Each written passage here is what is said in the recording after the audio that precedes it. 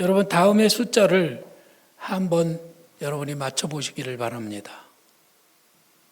다 잘 아실 걸로 알아요. 자, 예수님은 며칠 동안 광야에서 금식하셨습니까? 네. 이스라엘 백성은 몇 년 동안 광야에서 연단을 받았습니까? 사순절의 사순은 며칠입니까? 네, 사순이라고 하는 것은 40일을 의미하는 것이죠. 이 40이라고 하는 숫자는 다른 것이 아닙니다. 훈련, 연단, 시험, 이런 의미를 가지고 있는 거예요.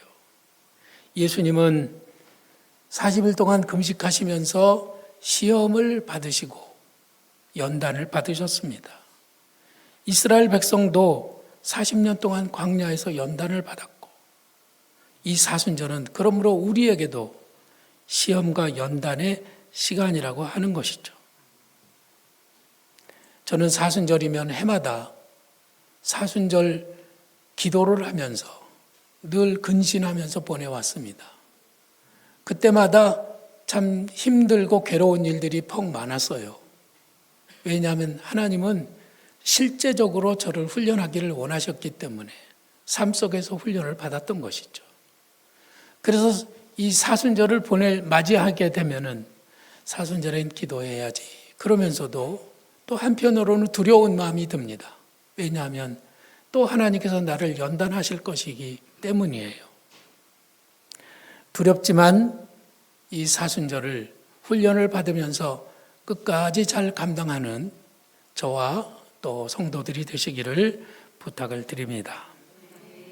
사순절의 그 40이 인생 전체에서 뚜렷하게 나타난 사람은 모세입니다. 그는 첫 40년을 왕궁에서 보내면서 하나님의 사람으로서 준비를 하였습니다.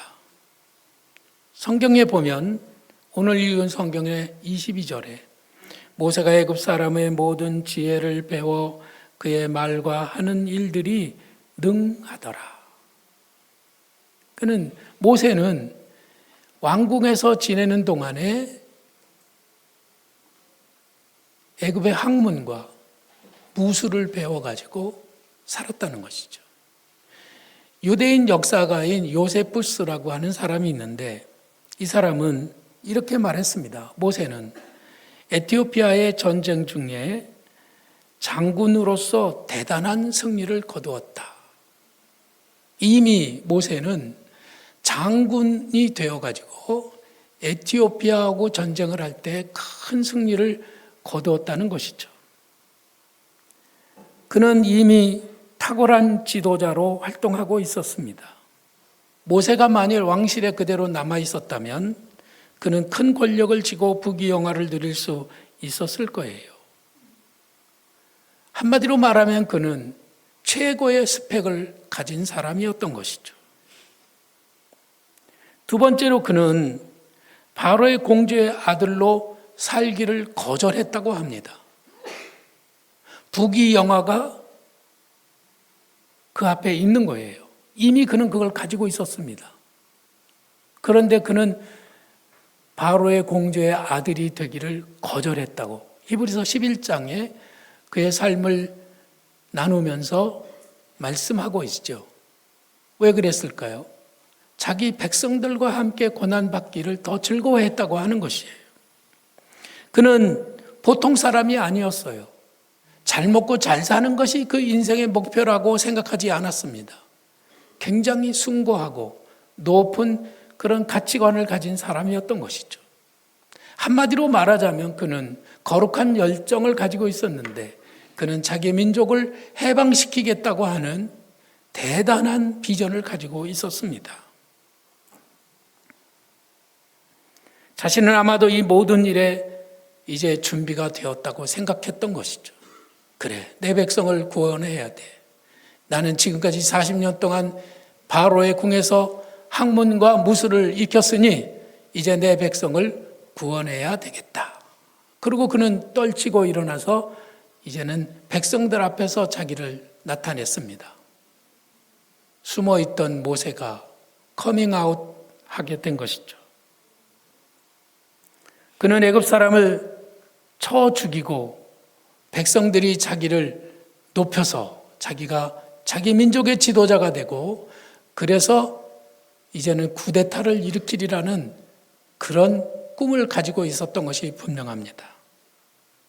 백성들 앞에 그는 여러분, 제가 이제 준비가 끝났습니다, 이렇게 선포를 하고 싶었던 것이죠. 우리가 읽은 성경에 보면은 이렇게 되어 있죠. 나이가 40이 되매 그 형제 이스라엘 자손을 돌볼 생각이 나더니 한 사람이 원통한 일 당함을 보고 보호하여 압제 받는 자를 위하여 원수를 갚아 애굽 사람을 쳐 죽이니라. 그는 그의 형제들이 하나님께서 자기의 손을 통하여 구원해 주시는 것을 깨달으리라고 생각하였으나 그들이 깨닫지 못하였더라. 그는 자기가 주먹을 쥐고 소리를 지르면서 여러분, 이제 우리가 일어나서 애굽을 떠납시다 이러면은 모든 백성들이 와 일어날 줄 알았어요. 근데 백성들은 그럴 생각도 없었고 그럴 꿈도 꾸지 않았던 것이죠. 그는 자기가 하는 일이 공의로운 일일 뿐만 아니라 이 백성들을 해방시키는 일은 하나님께서 기뻐하시는 일이라는 확신이 분명히 있었을 거예요. 그러니까 사람을 죽이면서까지 자기를 드러냈던 것이죠. 그러나 백성들은 호응하지 않았어요. 자, 여러분, 모세는 어떤 사람일까요? 젊은 모세가 지금 이러이러하다고 여러분에게 말씀드렸습니다. 그는 최고의 스펙을 가지고 있죠. 그는 바로의 공주의 아들이 되기를 거절하면서까지 거룩한 꿈과 열망을 가지고 자기 백성들을 해방시키기를 원해서 지금 나타났습니다. 대단한 청년이죠. 아무리 봐도 그는 칭찬받을 만해요. 그런데 놀랍게도 하나님께서는 아직 아니다라고 말씀하셨습니다. 하나님의 생각은 모세의 생각과는 달랐던 것이죠. 이 사순절, 우리들은 늘 하나님과 부딪힙니다. 내 생각이 이러하니 하나님 이거 옳은 생각이죠? 이렇게 하는 것이 당연하죠? 그렇게 말씀드리는데 하나님은 고개를 흔드시는 거예요. 내 생각은 네 생각과 다르다. 내 길은 네 길보다 높아. 그래서 우리들은 또다시 이 벽에 부딪히고 이마를 깨고 그리고 넘어져서 무릎을 깨는 거죠. 이 사순절 자기 생각과 하나님의 생각이 부딪히지 않는다면 얼마나 좋겠어요. 근데 여전히 우리들은 부딪히면서 괴로워할 수밖에 없는 것이죠. 혹시 여러분 기도하면서 하나님과 부딪히지 않는 분이 있다면 기도하지 않는 겁니다. 그는 기도하지 않는 거예요. 그는 자기 생각도 없을 뿐만 아니라 그는 하나님의 생각이 무엇인지도 고민하지 않는 사람이에요. 모세는 하나님과 크게 부딪혔습니다. 이 사순절 우리들은 결국 내 생각을 내려놓고 하나님의 생각을 내가 받아들이는 겸손한 절기가 되기를 소원합니다. 하나님께서는 모세에게 이렇게 말씀하시는 것 같았습니다. 너는 아직도 부족하다. 사실 그는 성품이 거칠고 사나웠습니다. 사람을 죽인다고 하는 것이 얼마나 무서운 일이에요. 근데 그는 사람 죽이는 일을 가볍게 생각을 했어요. 뿐만 아니라 그는 자기의 학문과 무술과 자기의 권세를 의지하고 있었습니다. 하나님의 도우심이 없다고 하더라도 나는 이것 가지고 이러저러한 일을 할 수 있다는 그런 오만한 생각을 가지고 있었던 것이죠. 그는 하나님보다도 자기를 믿었습니다. 그런데 오늘 말씀을 묵상하면서 제가 한 가지 깨닫게 된 것은 뭐냐면 이 모세는 바로의 낯을 두려워했습니다. 그는 바로의 궁에서 40년을 자라는 동안에 그에게 절대자는 바로였어요. 그의 삶에 막대한 영향을 끼치는 자는 바로였습니다. 그의 삶의 주인은 바로였어요. 바로가 된다고 하면 되는 것이고 바로가 안 된다고 하면 안 되는 것이었습니다. 바로의 영향력 아래 절대적인 그런 그늘 아래 살고 있던 모세였기 때문에 모세는 바로의 그늘에서 떠나지 않으면 안 됐던 것이죠. 바로가 그의 생명을 찾는다고 하자 그는 너무 무서웠어. 이내 광야로 도망을 칠 수밖에 없었습니다. 따라서 그는 바로보다 크신 하나님의 때를 기다리며 하나님의 명령을 받지 않으면 안 됐던 것이죠. 그는 하나님보다 한 발 앞서갔던 것이에요. 그러나 이제 하나님께서 모세를 광야로 부르셨고 광야에서 그의 삶을 연단하실 것이 분명합니다. 그의 삶은 정교하게 다듬어져서 하나님의 사람으로 준비되는 것이죠. 그는 광야로 도망가게 됐죠.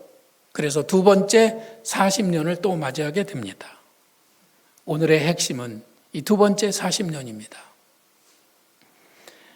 우리가 읽은 성경 말씀에 보면은 이렇게 되어 있습니다. 모세가 도주하여 미디안 땅에서 나그네가 되어 거기서 아들 둘을 낳으니라. 모세는 바로 왕의 공주의 아들로서 정말 자유롭게 행복하게 살다가 그는 갑자기 범죄자가 되어서 이제 도망자의 신세가 된 것입니다. 그는 자신의 무기력을 철저하게 깨달았습니다.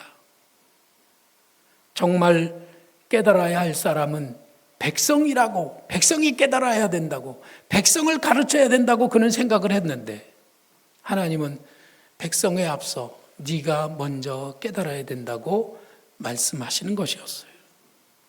그는 하나님 앞에서 자기 자신의 부족함을 인정하지 않으면 아무것도 할 수 없었습니다. 그는 자연스럽게 광야 학교에 입학을 했습니다. 이 광야 학교는 굉장히 오래된 학교이면서 전통이 어마어마합니다. 이 광야 학교에 일찍이 들어가신 우리의 선배 중에는 예수님도 계시고 모세도 있고 다윗도 광야 학교를 나왔고 요셉도 광야 학교를 지나왔습니다. 그들이 광야 학교의 동창생들이에요. 우리 주님께서는 우리들에게 너희들도 광야 학교에 들어와라 라고 신입생 공고를 내신 것입니다. 우리 주님은 우리들이 광야 학교에서 모세처럼 훈련받기를 원하세요. 내 힘으로 뭘 해보겠다고 하던 그 모세를 광야에서 연단하신 그 하나님께서는 우리들도 이 광야 학교에서 또 다른 훈련을 받기를 원하신다는 말씀인 것입니다. 모세는 그곳에서 경건에 이르는 연단을 받았습니다. 이번 주 암송할 말씀은 이 말씀이에요. 경건에 이르도록 내 자신을 연단하라. 육체의 연단은 약간의 유익이 있으나 경건은 범사에 유익하니 금생과 내생에 약속이 있느니라. 여러분은 이 사순절에 연단받고 계신가요? 말씀으로 매일 연단하시나요? 매일 기도로 하나님과 대화하시나요? 이 연단의 훈련의 도구는 커리큘럼은 말씀과 기도입니다. 그 말씀과 기도를 매일 받으면서 그 말씀과 기도 속에서 자신을 연단하는 그런 하나님의 사람을 하나님은 기뻐하신다고 하는 것이죠. 저도 그래서 이 말씀과 기도로 이 사순절을 보내고 있습니다.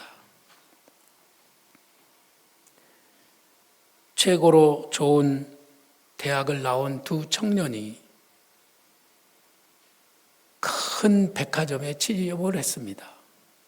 새로운 직장에서 훌륭한 대학을 나온 청년 둘이 들어왔다고 하니까 사장님이 이 두 청년에게 특별한 보직을 주었는데 그것은 뭐였느냐면은 엘리베이터에서 고객들을 섬기는 일이었어요. 엘리베이터 문 앞에 서 있다가 고객들이 오면 인사를 하고 그분들이 몇 층에 가는지 물어보고 스위치를 눌러서 그분들을 안내하는 역할을 하게 됐던 것입니다. 두 청년은 그 일을 하다가 한 청년이 생각을 했습니다. 내가 이렇게 좋은 대학을 나와서 공부하느라고 그렇게 죽을 고생을 했는데 내가 한낱 엘리베이터 앞에서 이런 일을 하려고 공부를 했나 하는 그런 자괴감이 들었어요. 그래서 한 청년은 직장을 그만두고 떠났습니다. 그런데 나머지 한 청년은 고객들을 맞이하면서 친절하게 인사를 하고 그리고 고객들이 하는 대화를 메모를 했습니다. 오늘 이 백화점에 와서 무엇이 좋았다. 무엇이 좋았구나. 어떤 고객은 이 백화점 무엇이 기분 나빴다. 부족했다. 그럼 그걸 쓰고 백화점에서의 고객의 반응들을 일일이 써서 사장님에게 일주일에 한 번씩 보고서를 올렸습니다. 그리고 얼마 지나지 않아 그 청년은 그 백화점의 지배인으로 발령을 받게 되었다는 이야기입니다. 우리가 하는 일이 때때로는 낮은 일이고 비천한 일이고 공부를 많이 안 해도 되는 일이고 힘을 많이 쓰지 않아도 되고 머리를 많이 쓰지 않아도 되는 그런 허드렛 일 같은 일들이라도 때때로 하나님은 우리 자신을 그런 광야로 보내셔서 우리들을 연단하시는 거예요. 뭘 보실까요? 어떻게 하나 보자 그러시는 거죠. 모세는 광야에서 초등학교 1학년이 되어서 삶을 새롭게 시작합니다. 그는 광야에서 아무도 비판하지 않고 미워하지도 않고 오직 죄인이 되어서 온유와 겸손으로 삶을 다시 시작했던 것이죠. 오늘 말씀에도 보면은 미디안 땅에서 나그네가 되었다 그렇게 말하십니다. 여기에 조금 어폐가 있는데 결혼하여 아들 둘을 낳아서 가정을 이루었어요. 그리고 거기가 이제 자기의 터전이 됐습니다.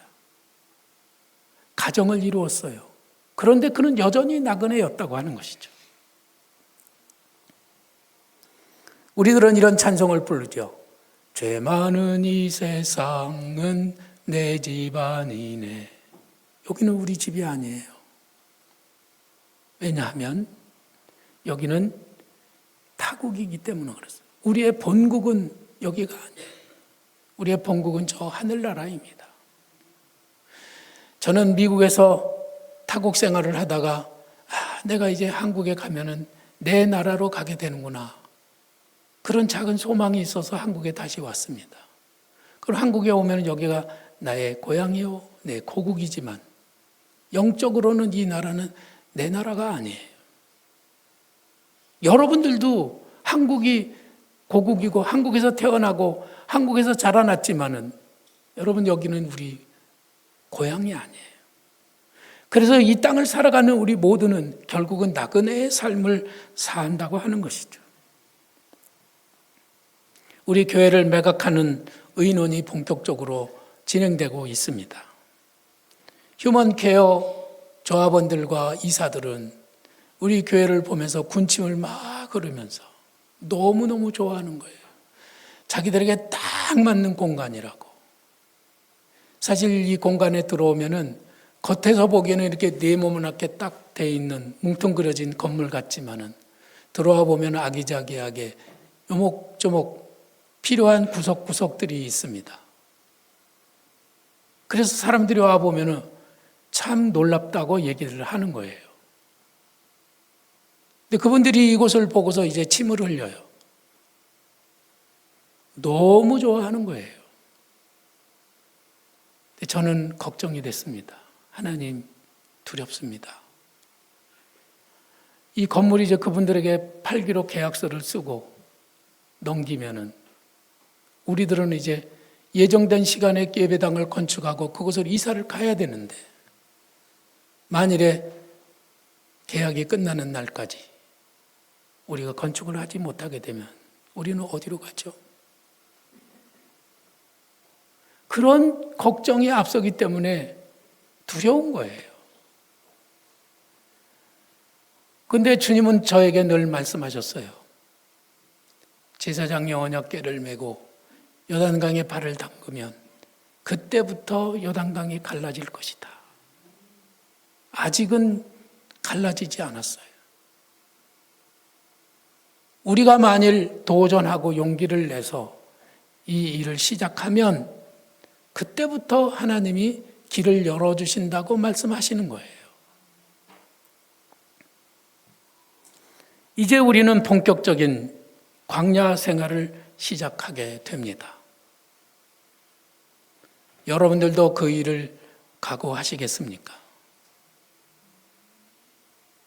길지는 않을 것이지만 여러분들이 그것을 각오하시고 광야에서 나그네의 삶을 살아보는 것도 좋겠다고 생각을 합니다. 모세의 40년 광야 생활을 묵상해 봤습니다. 아주 고달픈 생활이었을 거예요. 애굽의 화려한 왕궁에서의 생활에 비하면 모든 일들은 불편하기 짝이 없었을 것입니다. 하나님께서는 모세의 삶에서 안락함과 편안함을 거두어 가셨습니다. 그리고 그의 잠자리를 불편하게 하셨어요. 밤새 양을 지키기, 돌멩이 베고 잠자기, 아침 굶고 점심 햄버거로 때우기, 하루 종일 침묵하기, 바위와 대화하기, 구름을 보며 숨은 그림 찾기, 그러면서 마음속 영혼 깊은 곳에서부터 하나님을 찾기. 오 하나님, 언제까지입니까? 혹시 여러분 이 사순절을 보내면서 너무 힘들어서 하나님을 부르고 하나님께 이런 질문을 해보신 적이 있나요? 하나님, 언제까지 해요? 하나님, 도와주시면 좀 안 되나요? 이런 질문을 던지면서 하나님을 찾았다면 하나님의 계획은 성공한 겁니다. 그러나 만일 이 사순절을 보내면서도 한 번도 하나님을 찾아본 적이 없고 그냥 세상의 삶에 우리들은 즐거움을 찾아다닌다면 그것은 아니라고 생각하는 거죠. 아니에요. 이 사순절에는 광야 학교에서 하나님과 더욱 깊은 관계를 맺어가야 한다고 하는 것입니다. 모세는 양을 치면서 깊이 묵상했을 겁니다. 양은 어리석습니다. 양은 약하기 짝이 없습니다. 양은 눈이 어두워요. 양은 아무 능력도 없습니다. 뿔도 없고 이빨도 없고 발톱도 없습니다. 누구를 공격할 줄도 몰라요.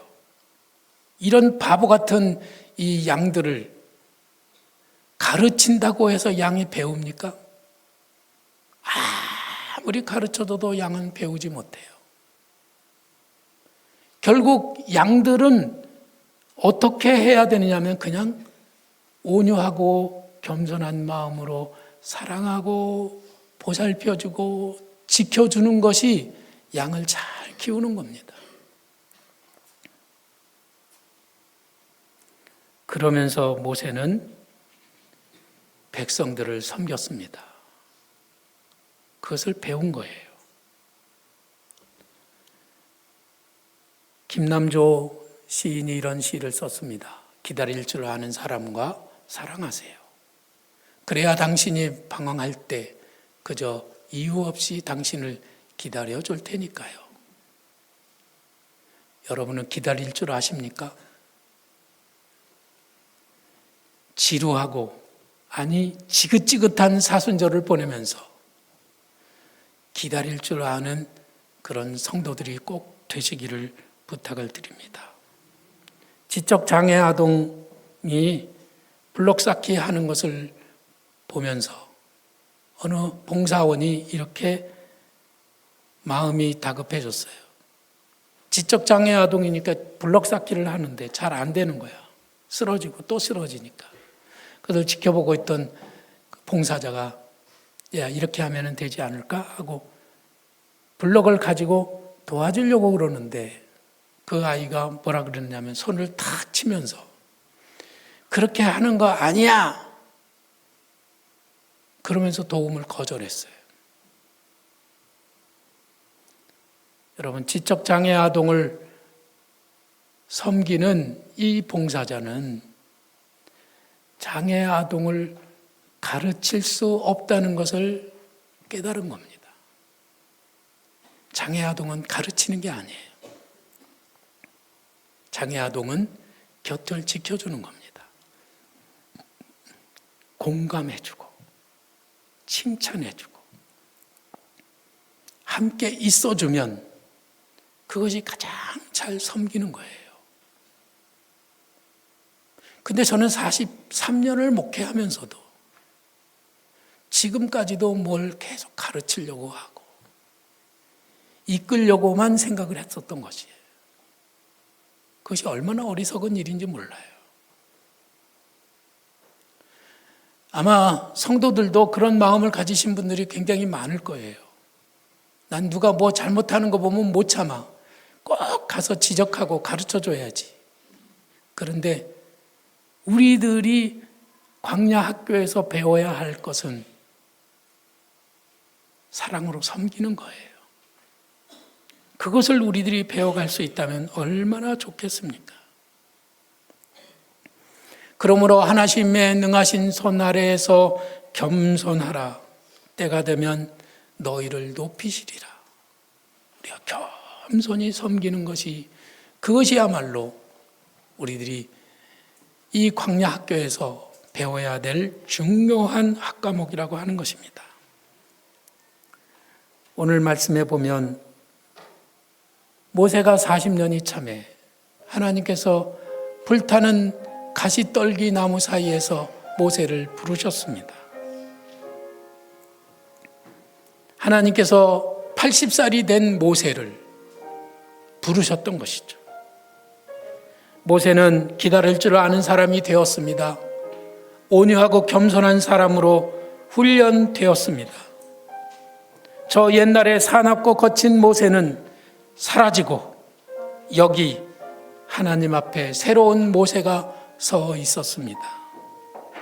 옛날 같으면은 주님 이제 부르셨습니까?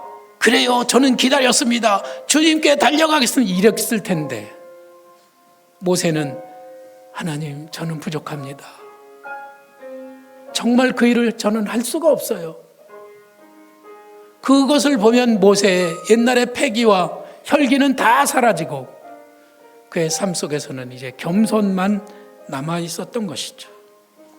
꿈은 더욱 선명해지고 성품은 온화해지고 마음은 담대해졌습니다. 하나님의 손길이 그를 다듬어 준 거예요. 저도 이 사순절이 지나면 그렇게 됐으면 좋겠습니다. 이 사순절의 광야 학교에 여러분들이 입학원서를 내시고 꼭 여러분도 훈련을 받으셔서 우리 모두가 모세처럼 변화되어 가기를 소망합니다.